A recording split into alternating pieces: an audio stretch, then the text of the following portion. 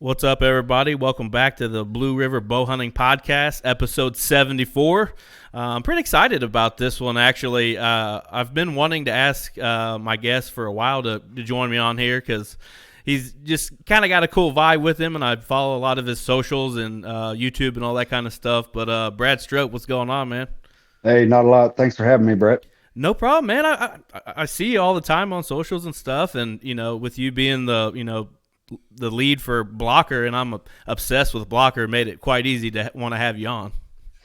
Absolutely. Hey, it's a pleasure being here. And as long as we're talking hunting, we could do this all night. Oh, absolutely. Anybody that I have on, for the most part, I could talk for hours, but I usually have to limit it down a little bit because then I get just wild in the weeds, and who knows who's listening after that. Right.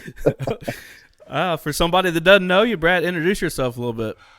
Brad Strope, born and raised in Missouri. I've pretty much been here my whole entire life. I've grew up on a family farm, rich tradition there, especially a lot of tradition in hunting. I've actually hunted out of state one time, and that was in Nebraska for mule deer. Otherwise, all of my hunting's been done here.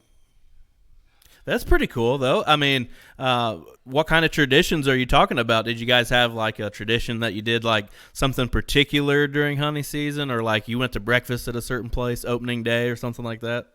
Well, I grew up, obviously from my dad, who's got me started in it. But, the part for me remembering deer hunting, hunting with a lot of cousins. We have a 200-acre farm here in Missouri, and then when you have 14 cousins and you got a tree stand on every corner of every wood lot that, deer driving, that was a big thing too back in the day. We built our stands in trees with lumber. Yeah, for sure. So it's really changed a lot in the last 40 years for me. So Absolutely. And that kind of hits home with me, too, on multiple things you just said. But when I first got into hunting, I was going with my dad, my uncle, and my cousin, he's only like a year or two younger than me. We kind of got into it at the same time. So it was always like the four of us going, and kind of cool to have that family ties to it and all that. But the first ever tree stand I ever sat in, I think I was like 13 the first time I went. It was made of wood. Even the steps, I don't even know, 2x4 or whatever, yep. Drilled into the tree. I went up, and it was probably a 4-foot platform or something like that. Barely get some camping chairs up in there. And that's where I fell in love with, with the outdoors, just getting hook, line, and sinkered on one of those, Midwestern cold November mornings, going with your dad and seeing a bunch of deer and having, opportunities at a couple of deer, man, it'll get you on quick. Absolutely. With us kind of going back to building the wooden deer stands, I guess we were grateful to have so many trees on our farm. We would always look for the 3 or the 4 trees that would kind of fork out where you could make that platform. And of course our seats were like plastic milk crates, Right. and you hope it didn't ice or snow. So you could at least stay up on that wooden platform.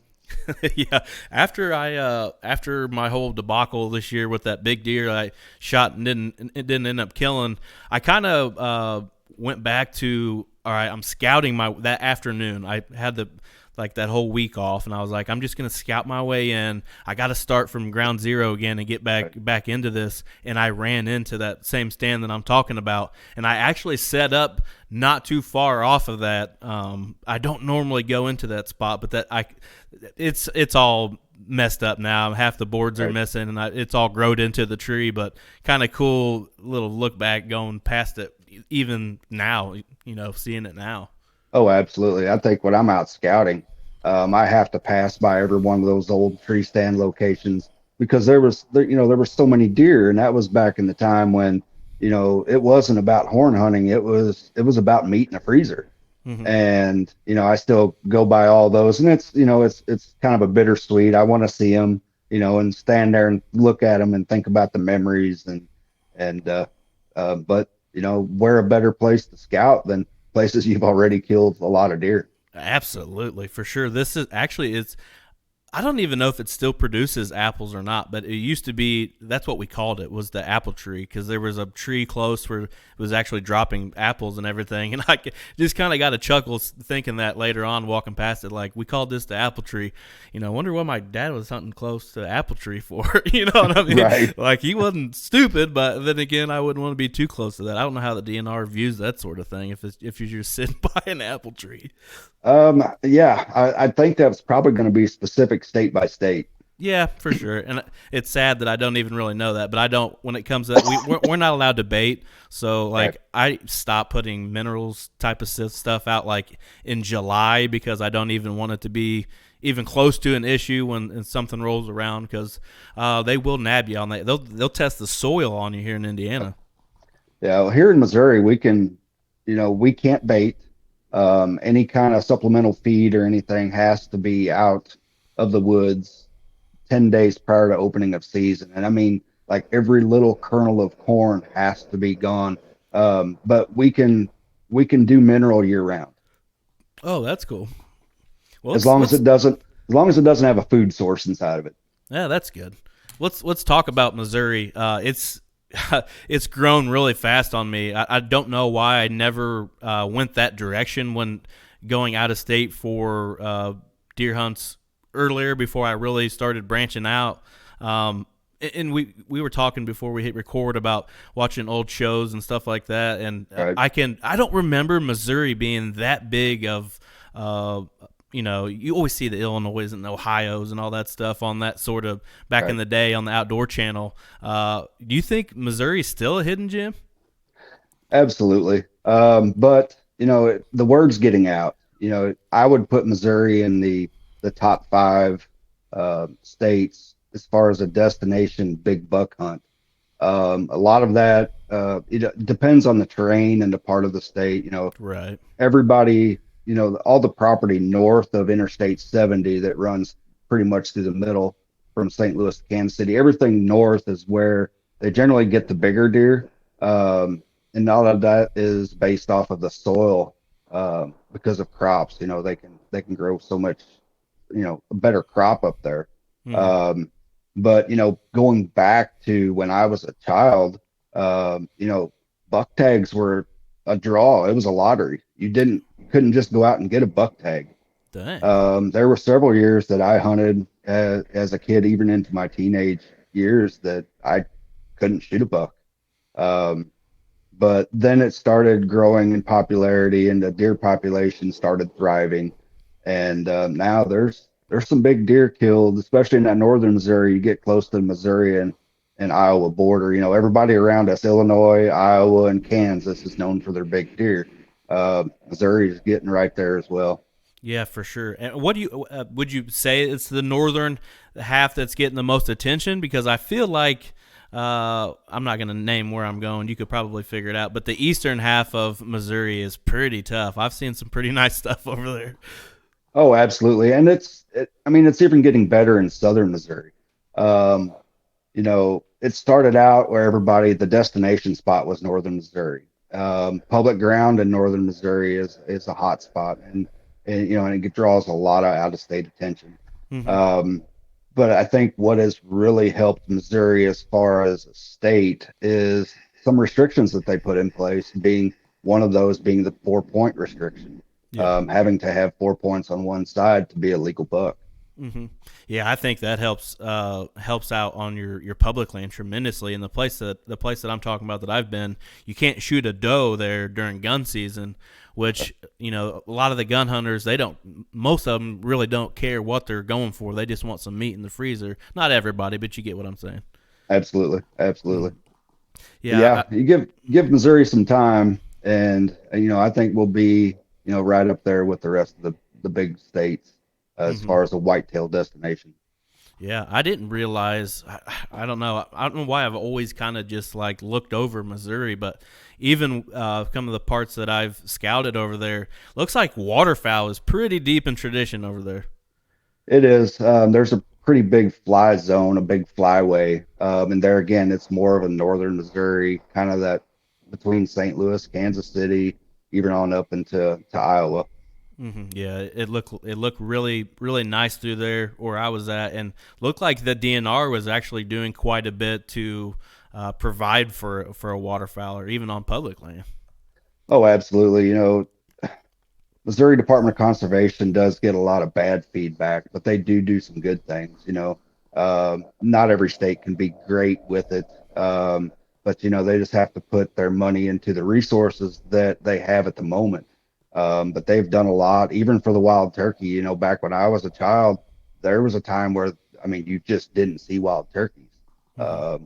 But now they're slowly on the comeback, but we're dealing with some things there in the state. But that's almost a whole nother podcast right Yeah. there. Oh, for sure. I'm definitely gonna have you back on to talk turkey talk. Yeah, when I came over there 2 years ago for turkey season, the a property that I leased from a farmer was telling me that their turkey population used to be just unreal. Like it wouldn't be nothing for you to see 15 to 20 gobblers on the roost of a morning and stuff like that. And he said it slowly dwindled down the population, but like you said, it was on the up.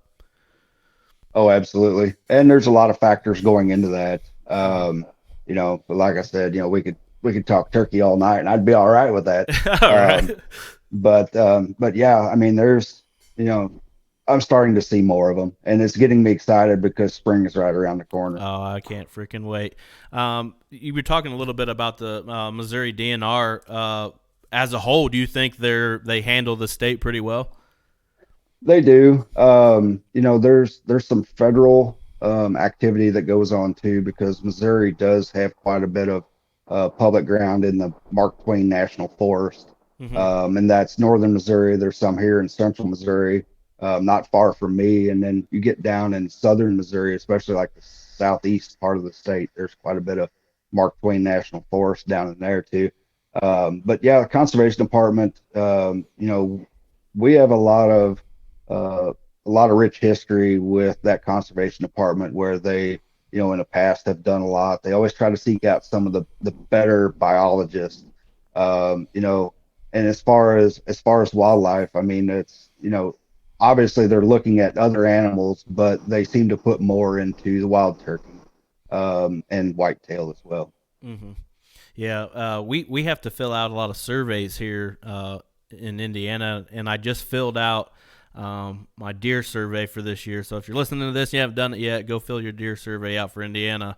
But we have a couple of things that got brought up in this thing that kind of threw me for a loop. A lot of questions on trail cameras, specifically cell cams. Getting your opinion on that, it seems kind of like the cell cams on the hot seat over here. I don't know exactly what they're trying to achieve on that, but at the end, it kind of asks you a question, what your thoughts are and what you would do, or sort of thing. And I think we should do on public land. We should have antler restrictions, 4 point on one side, like you guys. And I even said that our non-resident should be drawed and be like these other states that you're going to charge $500 or $600. I mean, if Right. you're going to get some money out of it, I think that would help our public land tremendously in here in Indiana, because it gets, I mean, absolutely hammered with non-residents. Right. It's pretty crazy how many non-residents come here from out of state. Well, and we're kind of in that same boat. We used to do, speaking of the surveys, when every year when you would apply for your hunting permits, like if you did them online, you would get surveys in the mail, and it would ask you, how many uh, rabbits did you see between this Yeah, time yeah. and this time, how many quail and all that. But as far as funding for the state, and I'm going to go down a rabbit hole here because It's all right. this is all over social media, especially in a lot of the Missouri pages. But so Missouri is one of the cheapest non-resident firearm or whitetail and turkey tags. Yeah. So that draws a crowd. We have the terrain and the animals to for that, but there's always the discussion, and I see it almost daily, where it's like we need to make Missouri a draw state. We need to raise the price of non-resident, limit non-resident tags. There's a lot of things that could be done, and I would like to see some of that. A lot of our funding comes from the Pittman Robertson Act with Right. everything, and that's a lot of states, Hmm. that helps out a lot because let's face it, hunters buy a lot of gear and a lot of equipment. Absolutely.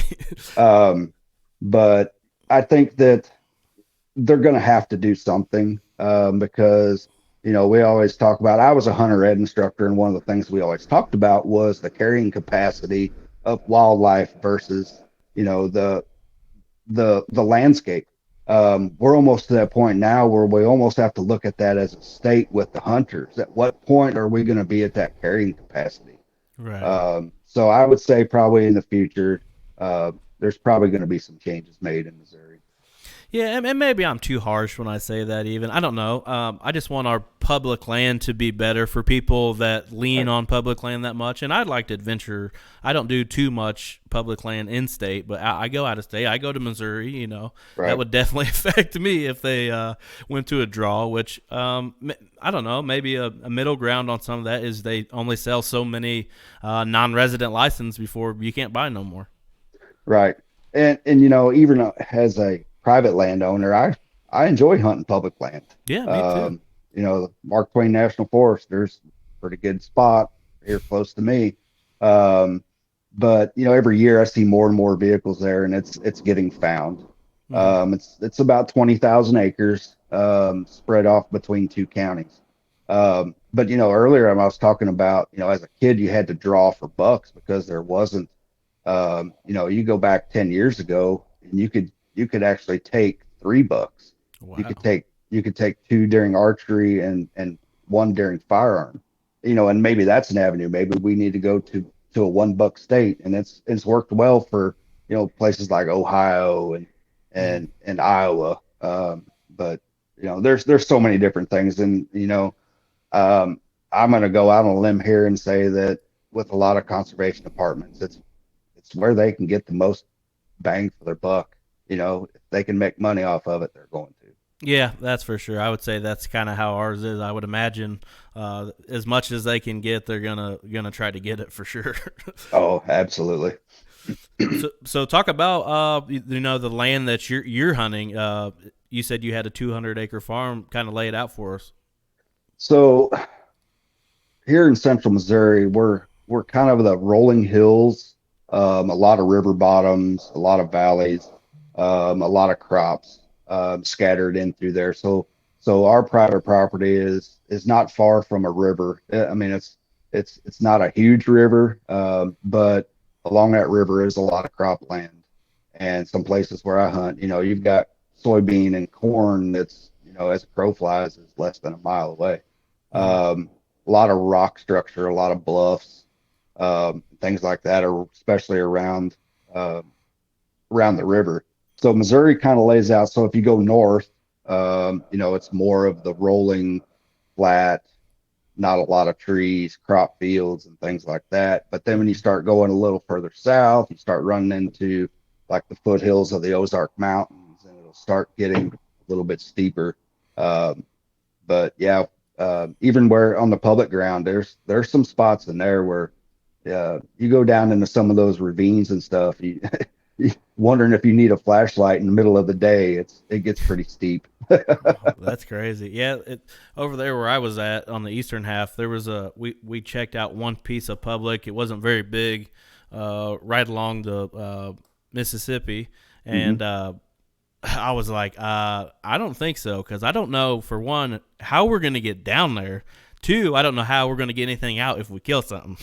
Right, We would have to. I mean, a four-wheeler would be an understatement. Very steep terrain along the river. Looked awesome, right. but never really got to put my boots on the ground in there because we were pretty hooked on the place that we were hunting, which kind of going transition that a little bit. There's like the place that I hunted there in Missouri had like a gravel road that ran directly down the middle of this place, and I wish I had an e-bike because I know for a fact there ain't nobody walking with a climber or a saddle to the middle of this, especially in September because it was an easy 3 or 4 mile walk halfway.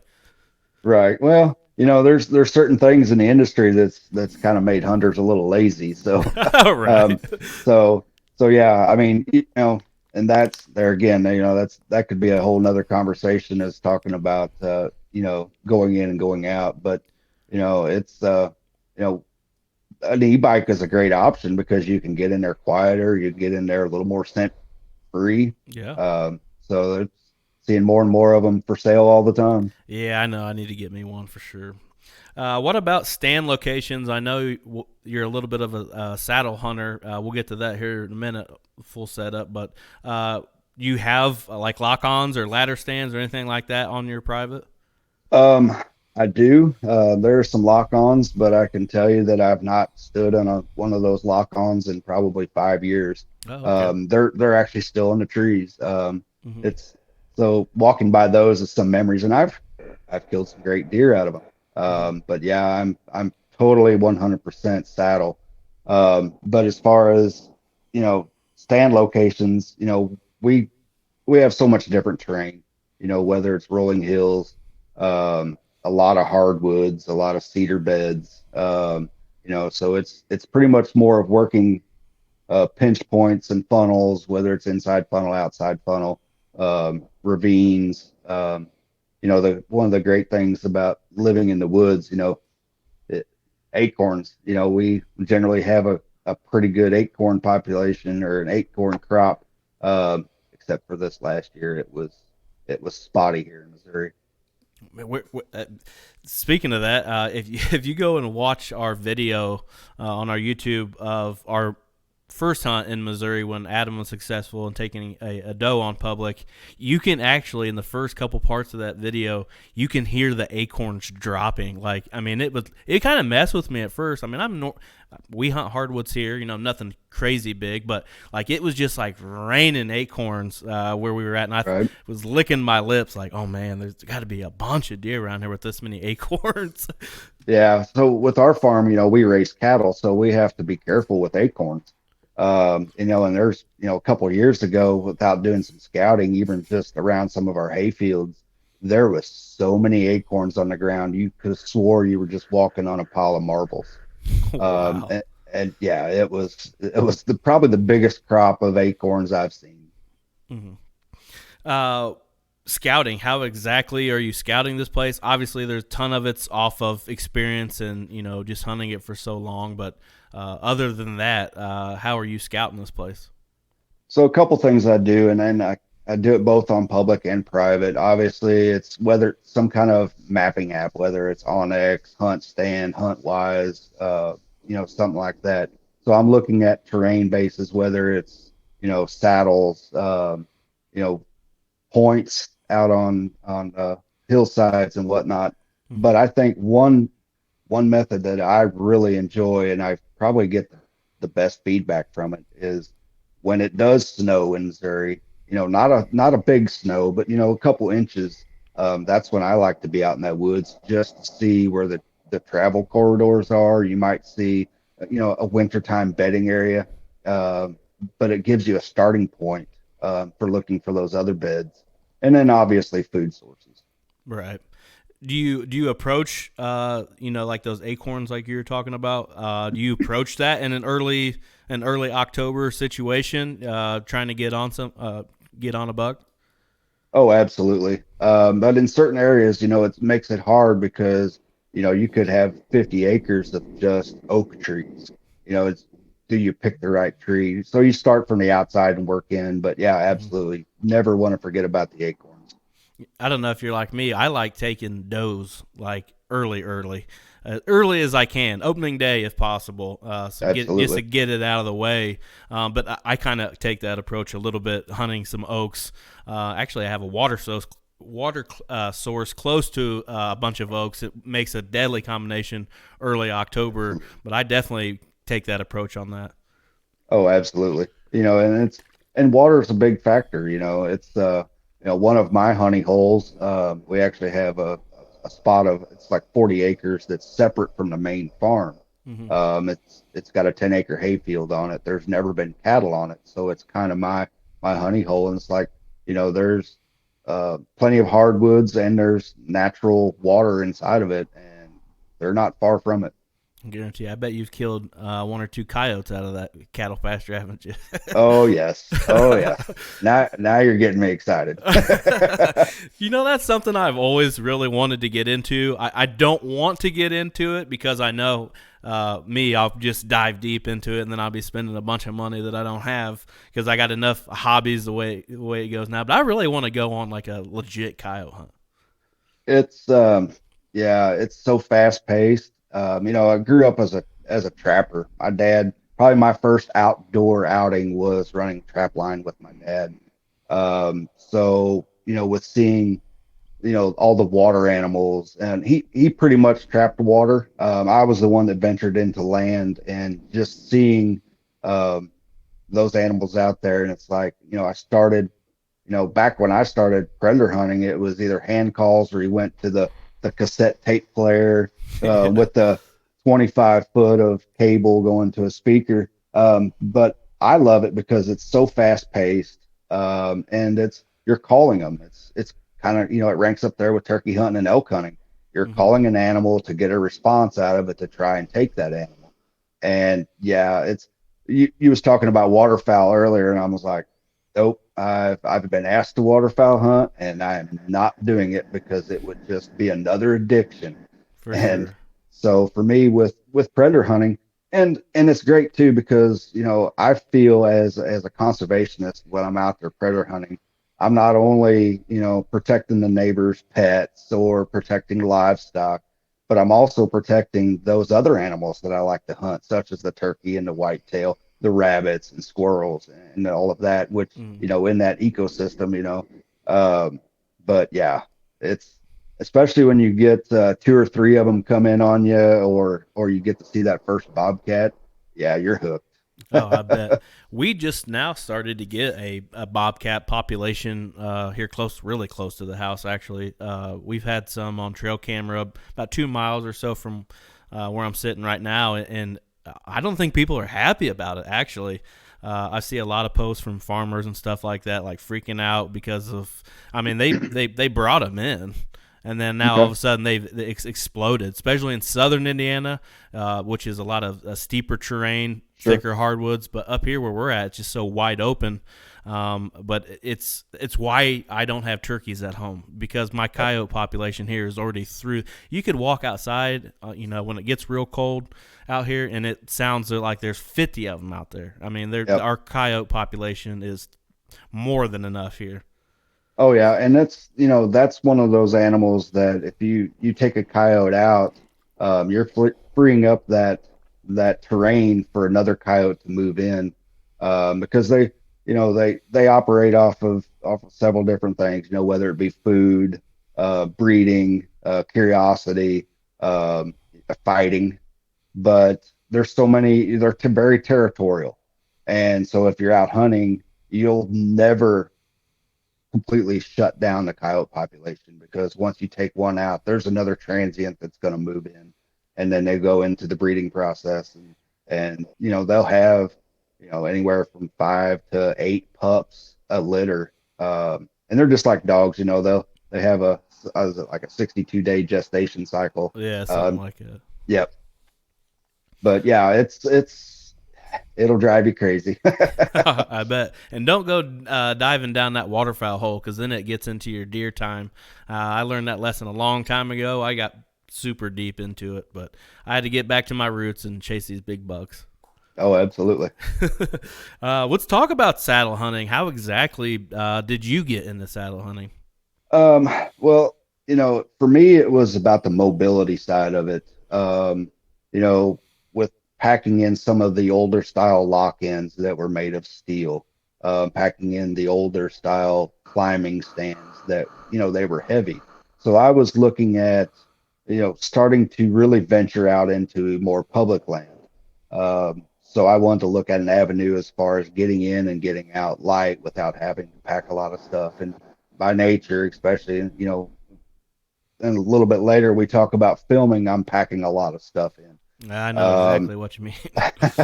so so with saddle hunting, there is some tradition there. Saddle hunting, it dates back into the 60s. hmm and I remember seeing the very first saddle like in Outdoor Life magazine as a kid, and that would have been like the green saddle. So I wanted to try it, and I got an opportunity to buy one, and it was an older trophy line. And as soon as I did it, I could see so much difference and so much advantage to it, that yeah, I was there again. I was hooked, and I haven't looked back since. Yeah. That's exactly why I got into it too, was the mobility side of it. You know, when, growing up hunting with my dad, it was kind of like, hey, these are our stands. You know, we killed, like you said earlier, we've killed plenty of deer out of them stands, you know, growing up. But it's like we had tunnel vision. You know, we never really opened our eyes to what else was around us. When I started hunting with Adam, you know, he opened my eyes up to this. Like, hey, man, you know, it's not always go to the same spot every time. Let's figure this out.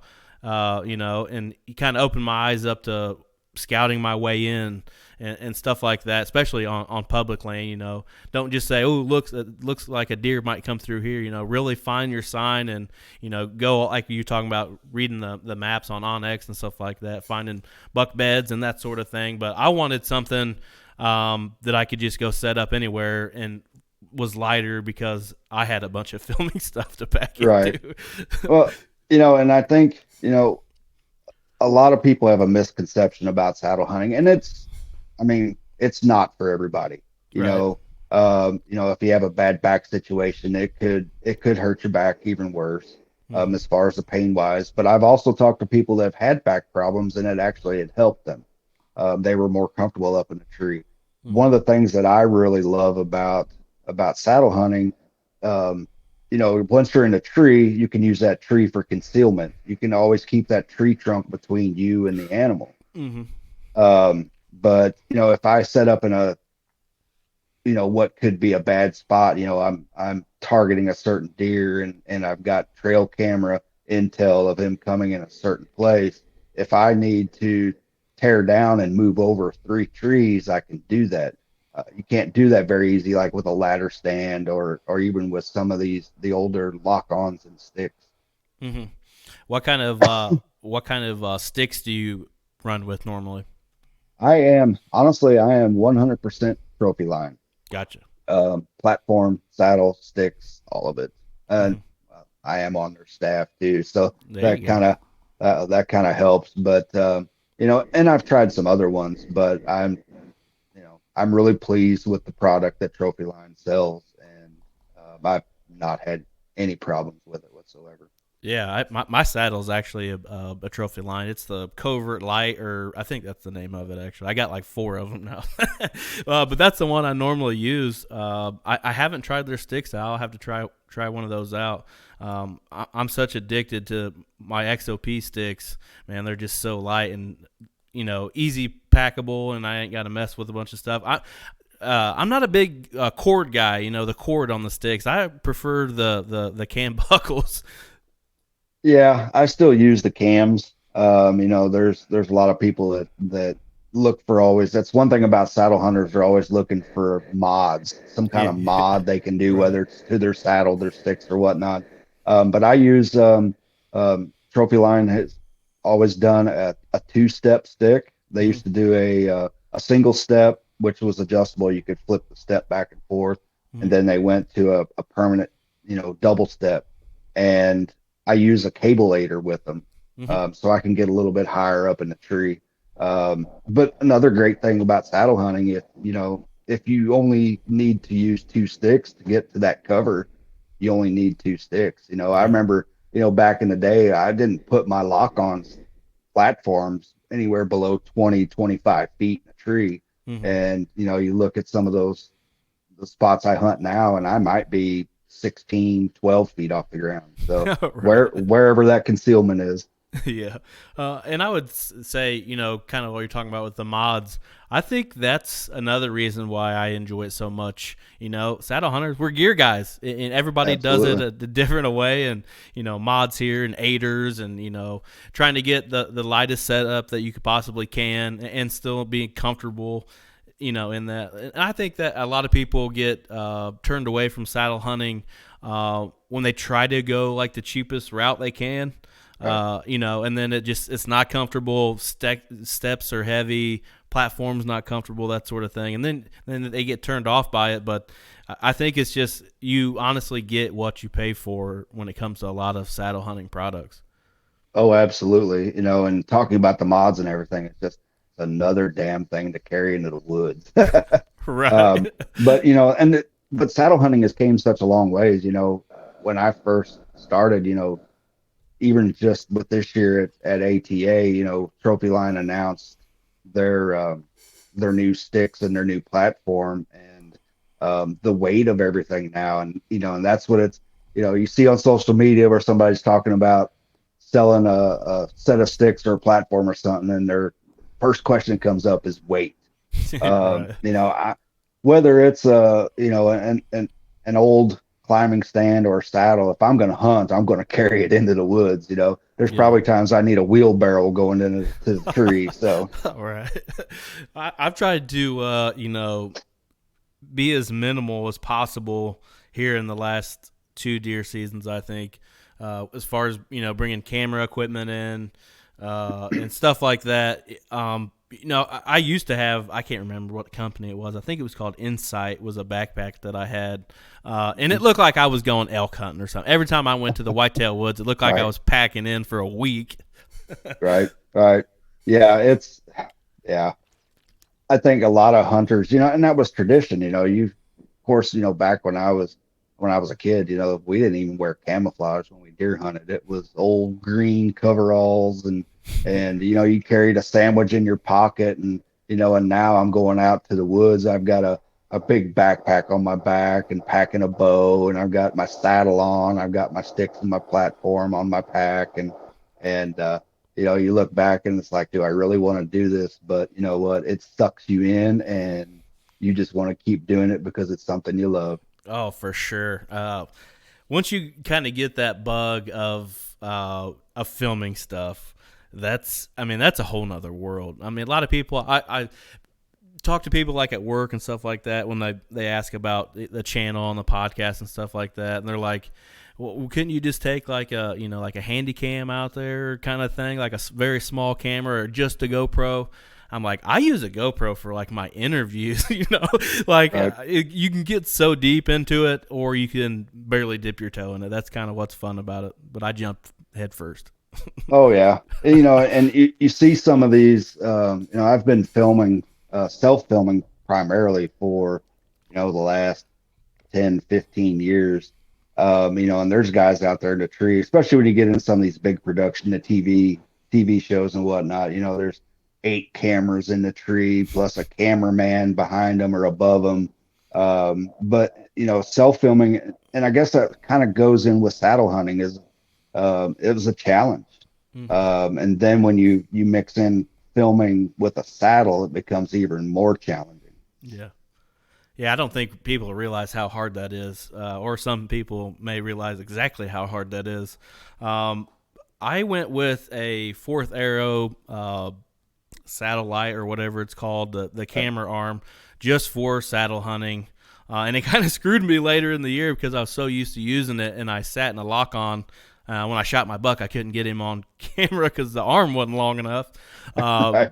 But it was still, I don't know, man. Filming is, it's unreal, really, to me. I love capturing moments. I do love being the cameraman for somebody and catching all of their emotions and trying to get as much as you possibly can out of a situation because, I've done it when self-filming before and, get something real quick, and then as soon as it's happening, I turn the camera off and I'm kind of, like trying to get my wits about me. But being the cameraman, I can be more in the moment with them, and not stop recording and try to get as much as possible. Right. Yeah. A buddy of mine was, who was out actually on the team with me on my team, and he's a Mm. saddle hunter, and we've tried that, where there's 2 platforms, 2 saddles, 2 sets of ropes all in one tree, and trying to monkey around, trying Yeah. to figure it out for the first time. And it probably should have been something we practiced beforehand.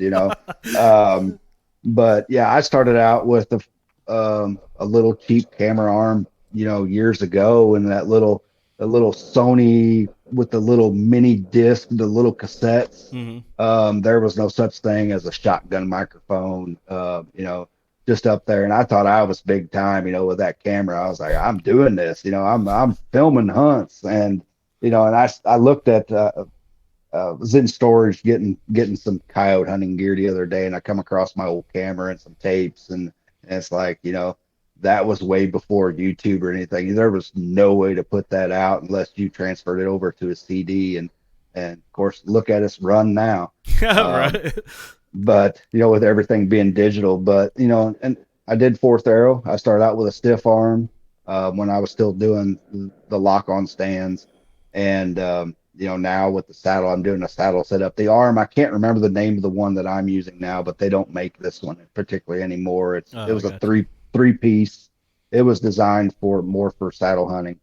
um but yeah, especially when you're new to saddle hunting and then you throw in filming, you kind of wonder if you're not an acrobat act at a circus or something, with trying to deal with the ropes and trying to build your trust on a platform with a rope that's, that you're leaning off of a tree, and then now you're trying to keep track of your camera, trying to get the shot, and then if the animal comes in, you're trying to get to your bow or your firearm, and honestly, it takes practice. It really does. Absolutely. Kind of what you were saying with you guys trying to get in the same tree.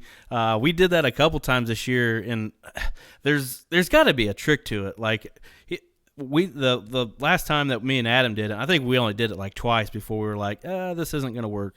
But I think I went up and put my platform up, and then used my rope and pulled his platform up and put it on there. And I should have just went up to the next one is what I should have done, and let him be below me, even though he was filming me. But there's got to be some tricks to that, because it can be. I mean, like you said, you almost need to practice it before you go out into the woods. Oh, absolutely. You might as well be standing on each other's shoulders by the time you Mm-hmm. get it all in place. And what I've found with saddle hunting, especially if you got a cameraman, is maybe separate it. Use two different trees. Yeah, Get your buddy up, or whoever's running the camera, get them up to the tree closest to you. Or if you have the opportunity to put up a lock on, if you can get a lock on up above the saddle hunter, it really will produce some good video as well. for sure. That's probably one of my biggest goals for this off season. I want to get a light lock on setup for public land. Try that a little bit too. Mix it up. I mean, I do love my saddle, but every once in a while, like we were talking, being gear guys, I want to try something different. I may end up liking something more. Or when it comes to the filming stuff, may be able to have a better setup as far as trying to film each other. Right. And that's another great thing about saddle hunting. I remember the day of the climbers where you spend the greater part of your day walking around the woods looking for a straight tree where you didn't have to cut off 20 limbs to get up in the tree. Or even with a lock on, you're pretty limited to the type of tree you could use. It had to be a pretty straight tree. But with saddle hunting, it doesn't have to be a straight tree. As long as you can get up there and get to the right spot, you can hunt. Absolutely. So talk about your channel and your brand, Forged in the Outdoors. How exactly did all that start? Well, back in the day, when I was still using the handy cam with the tapes, I was part of a show that was called Boot Track Adventures, and we were the original creators of that. And then it was sold, and is actually still going today, by another group of people. But it was always that as a kid, watching the VHS tapes of the monster bucks and all that, and it's a dream to want to be able to do that. As a kid, it's like, yeah, I'm going to be paid to do this. Right. Um, Not quite that easy. No. But started out doing that, and then a few years later, after had already passed on, I joined a group that was the owner was based out of New York, called Valor Outdoors. And that group, most of its members and its staff were either current or previous law enforcement, fire, EMS, and military. Hmm. Hence the Valor in the Valor Outdoors. Right. So being a past law enforcement officer and firefighter, I figured why not give it a shot and joined up with them. It was a great group of people. And then I started out as field staff per se, would get into the staffing. Right. Um, but then I got another camera. I got into a little more serious about the filming and with everything going digital. And now with having the cameras that you just need an SD card. Hmm. So I purchased a Canon Vixia. I think it's a G30, Hmm.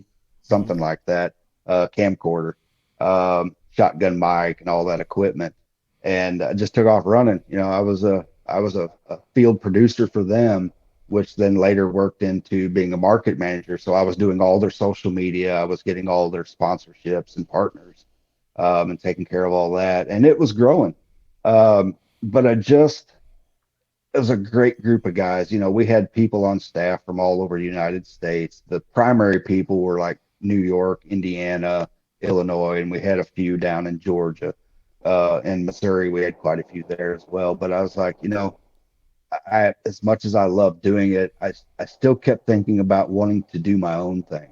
Hmm. And part of that, there's so many names that you can come up with. I mean, I sat for days with a pencil and a pad of paper just writing down names, and it finally dawned on me as far as what I wanted to name it, because growing up in the outdoors with my dad and my uncles and my cousins, teaching me their ways, and reading magazines, Fur Fishing Game, Outdoor Life, and all of those magazines. I got thinking about it. I was like, so how we became and evolved as hunters, that's where I came up with forged in the outdoors. We were forged in the outdoors to become hunters, kind of like, with a blacksmith when he's starting out with that piece of iron and he molds it into something of useful. So I thought the name was quite fitting, and it's, I started, I think this, we're like in the second year, and it's been a slow go. Hmm. Um, there's, as much as you want to be out there filming every day, when you work, work kind of gets in the way. And so, this last season was pretty slow. I mean, it was, uh, you know, I wasn't hunting as much as I wanted to. And some of that was because of work, but I just wasn't seeing the deer. We didn't have the acorns. There was a lot that played into it.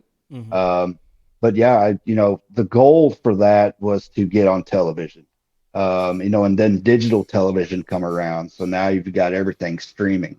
Hmm. Um, so right now, we're just mainly on YouTube. But the goal is to get the digital TV, whether it be Carbon TV or the Hunt Channel and things like that. So, That's but yeah, awesome. I've had a blast doing it. There's not a lot of content on our page. There is some stuff there. I've got some stuff I need to edit. I just need to sit down and do it. And that's, with filming, the editing can be the worst. It Oh, can for be sure. fun and enjoyable. But there's times you want to just throw your computer across the room and just give it all up and just quit and go back to hunting.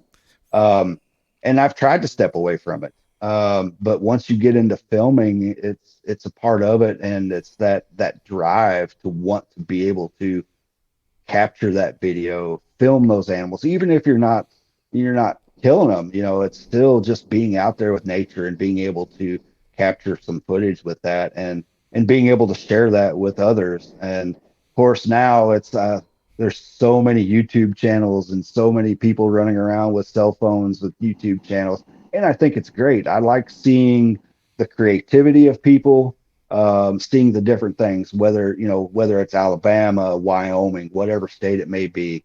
Um, but if you, as I tell people, if you ever think about filming, everybody walks around today with a cell phone, and cell phone cameras have came so far. You can capture some great footage with it. Just give it a try. Hmm. You don't have to go drop a lot of money to start out filming. And anybody can create a YouTube channel and put that out there, even if it's just for yourself or for your family. Hmm. Get out there and do it. But so that's what I wanted to do, and how Forged in the Outdoors came to be. I love the name, and that's the story behind it's pretty cool too. That is a very difficult part of starting something like this is coming up with the name. That is a hard part. So a question for you, going back on, like there being a lot of YouTube channels and kids running around with cell phones and stuff. Do you think the outdoors is saturated when it comes to that sort of stuff? Um, yeah, I mean it's so turkey hunting and deer hunting, and probably deer hunting is probably the most filmed type hunting. Mm-hmm. Turkey hunting not being far behind that, but I think there is so much, and now with social media, and with YouTube, when dealing with algorithms and how your videos and your posts on social media can be viewed, there's so much of that stuff out there, and you can search up by keywords, and you're going to get a plethora of channels or a plethora of shows out there. I think YouTube is overloaded with a lot of that stuff, Mm-hmm. but it's not going to stop. No. YouTube's just going to keep going. I foresee someday that some millionaire somewhere is going to start another platform like YouTube. There is so much social media out there now. But you can't do a lot with video content. That's where the shorts have taken off, and the reels and all of that, and that's kind of almost taken over hunts. You look back in the day with VHS tapes, those were long hunts. There was a lot of content that was created to just make one hunt and one tape. Mm-hmm. And now it's, the hunt, just capturing the hunt, and that's it, without the B-roll and all the extra stuff that goes into it, and just little clips of it out there in reels. It has grown so popular. Yeah, that's never going to stop. I think it's just going to get worse. Yeah. And I don't mean that in a bad way. It's No, just no, no. I there's get you. just going to be more and more of it everywhere you look. Oh, for sure. And I've tried to adapt to that a little bit when I first started editing videos and putting videos together, which I was freaking terrible at first. They were 16, 20 minutes. I think I even have a turkey hunt on there that's like 24 minutes. Right. And it wasn't getting the views. And then I put together a 5-minute deer hunt, and it blows up at 15,000 views or something. Like it, and it's quick. Not a lot of B-roll. Not a lot of theatrics to it. It's pretty Right. cut and dry. It's hey, it's such and such day. We're hunting. Blah blah blah. Boom boom boom boom. It's over with, and then a grip and grin. To go with it. Oh, absolutely. It's all about the attention span. Mm-hmm. We back in the day, you wanted to watch those VHSs because you wanted to see those big deer, and now it's you had to go all the way through it. You had to rewind it back when you were finished, and now you can just jump on YouTube and you can just keep thumbing through shorts or reels and social media, and it's that attention span. There's a lot of things out there, and I will be the first to admit it. I've created some stuff that's on the YouTube channel that's probably got some boring stuff in it, but that's how I am. I'm trying to add that allure to that video, and add in that B-roll. And of course, when you're working with companies as far as partners and sponsorships, you got to get that stuff in there too. Um, but yeah, the reels has really taken off, and that's where you're going to see a lot of it really thrive. I get more views off of shorts and reels than I do with what I would call a full length hunt. Yeah. Yeah, and that can it can almost be frustrating a little bit on that sort of speak, because you're putting so much effort into something. You are getting that B-roll, you're getting that secondary angle off a GoPro or whatever camera that your action camera. uh that can be frustrating, because then you're not even really using all of it. You're just using bits and pieces of it, which a lot of it can be done on your phone. Oh, absolutely. You can go out and film with your phone and edit everything on your phone and upload it to YouTube, and not need a computer, not need a big camera.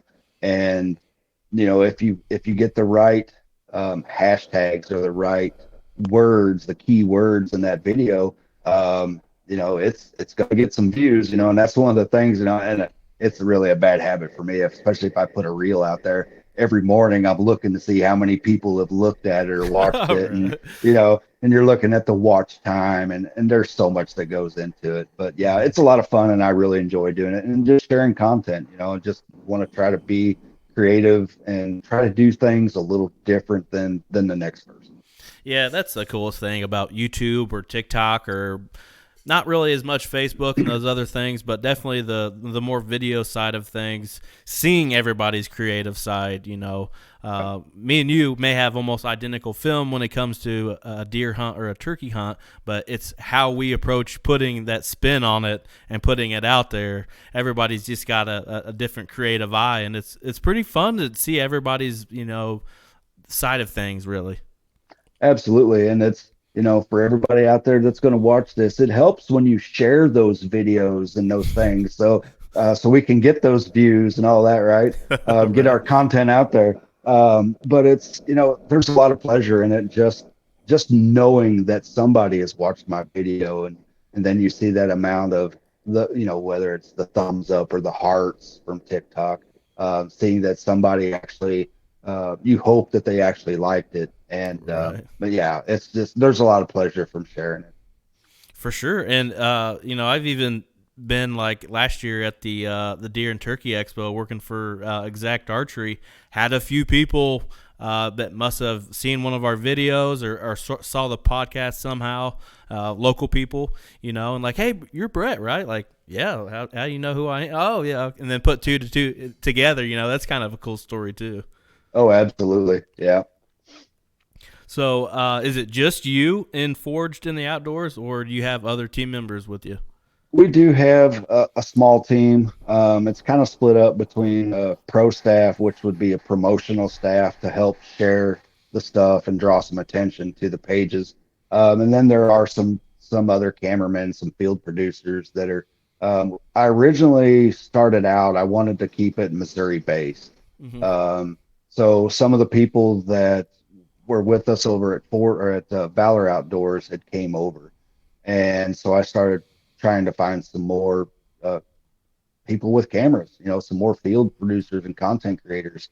But yeah, we've got majority of the people are from Missouri, but we've got some others in Kentucky. There's a couple in Ohio, and there's a guy that pretty much just night hunts predators in Ohio. And there's a little bit of that stuff out there on the YouTube page. But it's yeah, it's you having that common goal with somebody. But yeah, I put together a team, and of course, everybody's busy now, and if you're not out there doing it every day, it makes it hard. Some of my guys own their own business, and they just, their business is going to come first. Absolutely. Mm-hmm. So it's season based, and that's one of the things that I really enjoy about predator hunting is so that it fills that void. So here in Missouri, we can predator hunt year round, Mm-hmm. with the exception of 2 weeks going into turkey season. So I can, I have the opportunity to be able to go out and create some kind of content every day of the year. But that's not for everybody. Some people it's just whitetail and turkey. Yeah. Yeah, I think it's really tough to get other people in the same mindset as you when it comes to that. Like may have guys, and we have like 8 total, but they may help you film a little bit or help you do this or do that. But like you said, that content creator mindset. Sometimes it would be nice to have 5 people doing the same thing that I'm doing, because then you just grow as much as humanly possible. But they don't think of it that way, which is not a bad thing, I Right. guess. But you just wish that they would kind of pump in as much as you pump in, because it means that much to you. Right. And with filming, it takes dedication. I mean, you really got to be dedicated to it.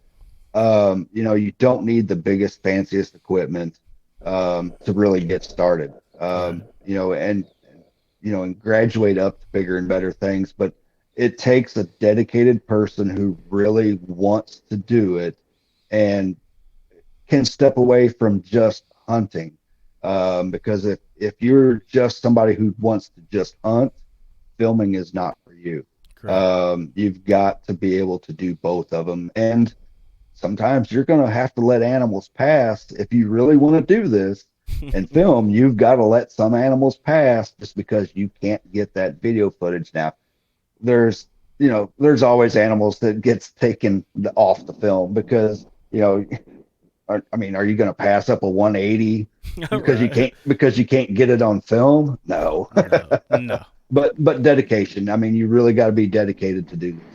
Yeah, just last year, adding one camera with Adam going basically all self film, and basically my first full season self filming.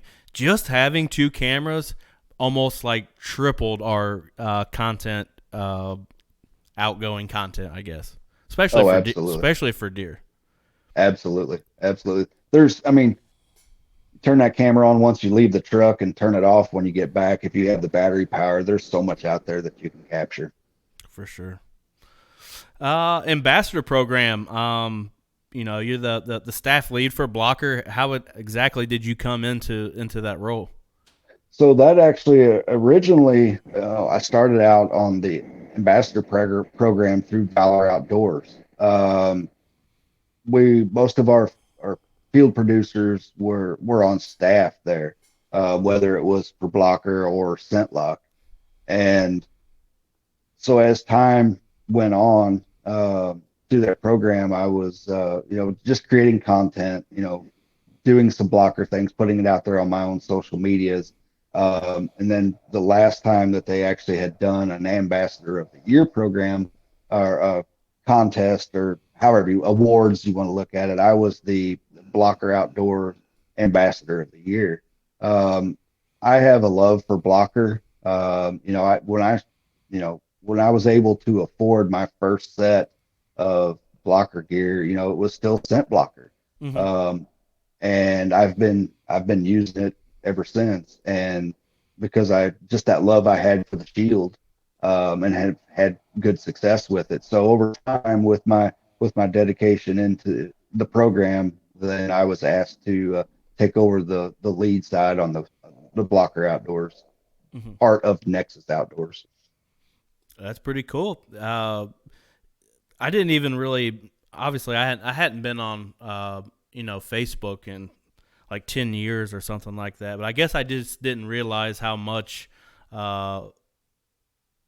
presence, I guess, would help your company out just being on socials. And Right. I can just see it by being on it the last year or so. That something like that for an ambassador program would really help out a company. Oh, absolutely. I've seen it as far as the amount of staff members, and this is both ScentLock and Blocker combined. There was a time where we were up to like 700 ambassadors, Mm-hmm. and it's a great idea behind it, because that's potentially 700 people that are going to advertise for you. Right. It can get social media can get overcrowded with a lot of that stuff because it comes across as being an ad. Mm-hmm. But there again, with creating content, you just get creative with it. Right. But it was a product that I loved. It was a product that I wanted to help promote, and it's taken me into a lead spot. That's awesome. Yeah, Blocker, it runs pretty deep with me. I remember it was my first like really expensive deer outfit. I wouldn't say really expensive because Blocker isn't expensive, but my first put together outfit was the Dream Season suit way back in the day. I don't even know what year that would be, but I've loved it for a long time, man. The Dream Season boots, I've missed those things, man. Yeah. Yeah, it's funny because every once in a while we'll get somebody that'll ask, "Is Blocker going to come back out with them boots?" Maybe not, but there was a lot of things, and it goes back, into the 90s. When the scent technology, whether it be back then, Shield was a kind of the start of Blocker Outdoors, Right. and then you had the Scent Blocker and then ScentLock, which were two separate companies. But that carbon scent line was pretty, was new. It was something that people had never heard of or never thought of. Mm-hmm. and you get a lot of mixed feelings and emotions about scent control and this clothing. Um, For sure. and can I say that I've had, I've had deer turn because I'm wearing, that product or that specific, item? Absolutely. I mean, whether it's a scent control clothing or not, you still have to hunt the wind. Right. Um, but yeah, it's really grown a lot. And then, the two companies merged together under Nexus Outdoors. And, there was a time where scent blocker was the big dog. I mean, you would go to ATA or some of the big shows, and then Robinson Labs would have giant booth spaces. Um, so it's, we always have that little battles back and forth in the ambassador program about, Yeah. veteran blocker, and then the fight is on between blocker and scent lock, and it's all in fun and games, Oh, but, for sure. we're all there because we believe in it. Hmm. Yeah, absolutely. I've really enjoyed my time in the program so far. Really loved the monthly contest. Challenged Right. my creativity a little bit on things, and I think overall it's a pretty tight group of the people that actually put forth effort into it. Absolutely. There's a lot of long living friendships that have been created and will still be created just out of that group at Nexus. Yeah, that's awesome. Goals for 2024 for yourself. What you got? Well, after 2023, I'm thinking my goal is going to be to actually put some meat in the freezer this time around. It wasn't a great year. I did take a turkey in the spring, but deer season wasn't great, and it just wasn't seeing them. Hmm. So my goals as a self filmer is just to put some animals on film. So kind of my backfill as far as sports in the outdoors. I wanted it to be something where it was something that the hunters relate to. Not everybody gets to go out and hunt some of these big farms. Not everybody gets the opportunity to chase a 200-inch deer, much less a 150-inch deer. You Right. know, here in Central Missouri, and I've killed some nice deer. But everybody can relate to that 120, that 130-inch deer, or even, I have no problem putting films out with does. Oh, Um, absolutely. so yeah, my goals for 2024 is, I just want to, my focus is the channel. I want to get some content out there, no matter what it is, and hopefully I can, share some of that with everybody to where they're like, hey, that's how I hunt. That's the kind of animals I hunt. Hmm. I don't have those big deer, so I want to relate to um, the hunters. Just the average hunter who's, it's tradition.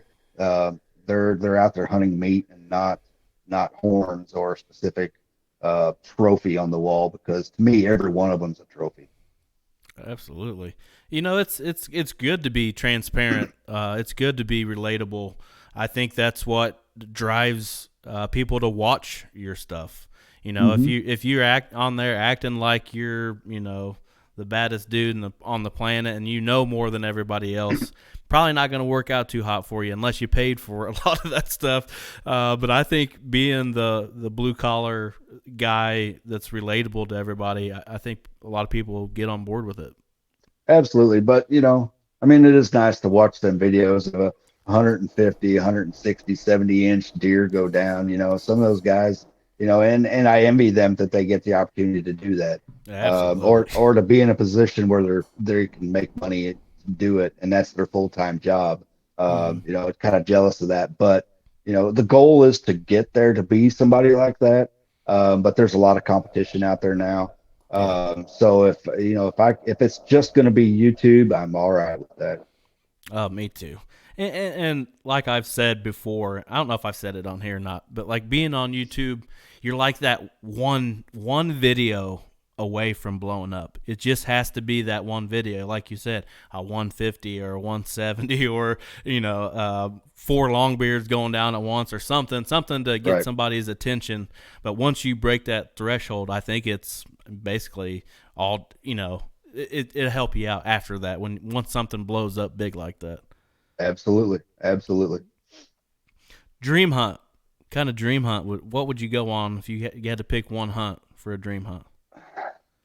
You know, and I think about this a lot because there's so many opportunities.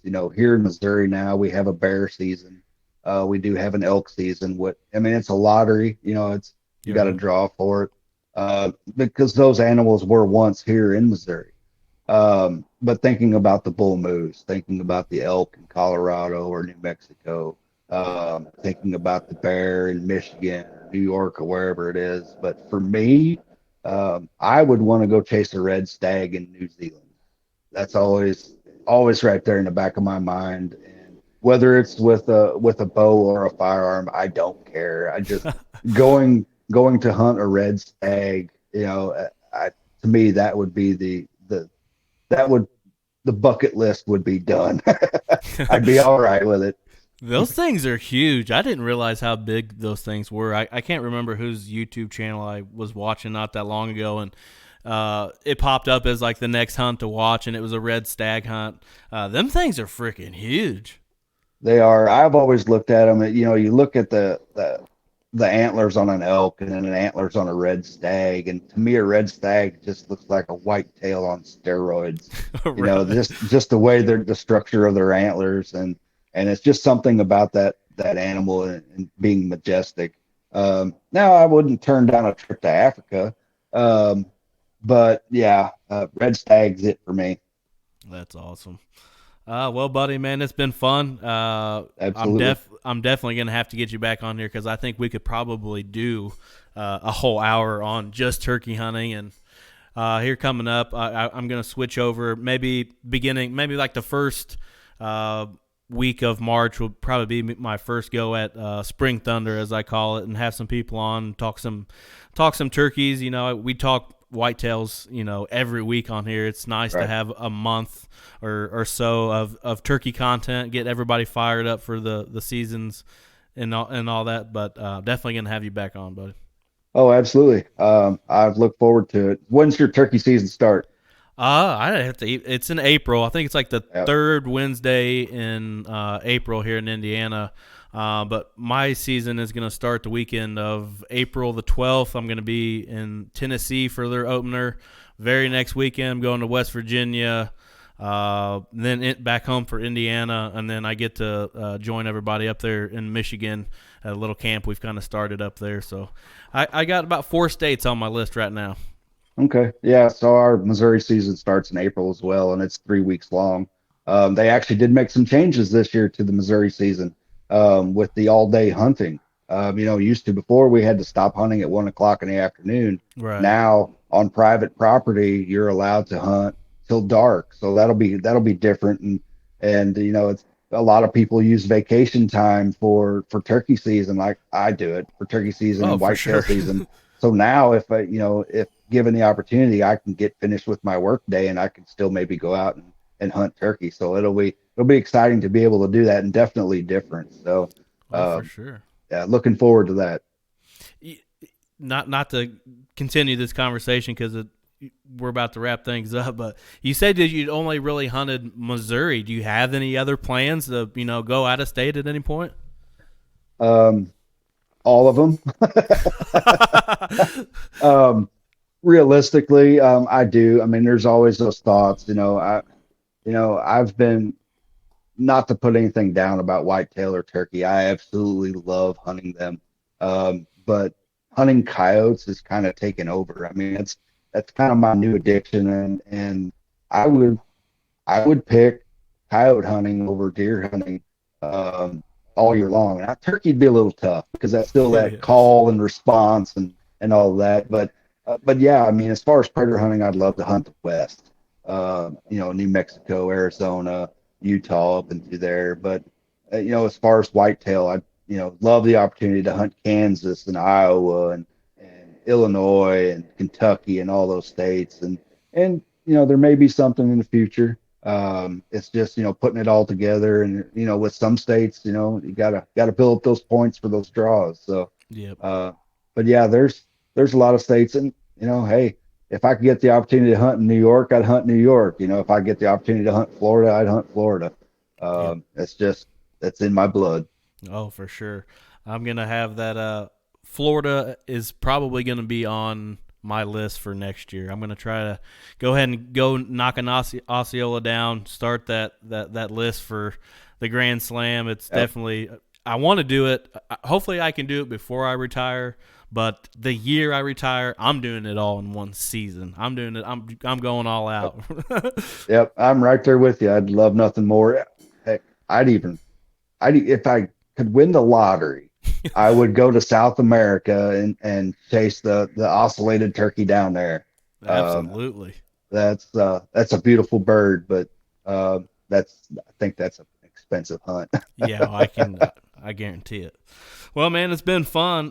Tell everybody where they can find you and Forged Outdoors on socials, man. So, social media, sometimes it can be overwhelming, but as far as me personally, I'm on Facebook and Instagram. Mhm. But as far as Fords in the Outdoors, you can find us on YouTube, Facebook, Instagram, and TikTok. Nice. So just search it up, Fords in the Outdoors, and we should pop up. Awesome. Yeah. Everybody go check out Brad and Forged in the Outdoors. Thank you guys for listening this week. If you're in podcast land, hit us with that rate and review. If you're on YouTube, hit that like and subscribe for us and help us out a little bit. And we'll see you again here next week for episode 74 or 75. Sorry. See ya.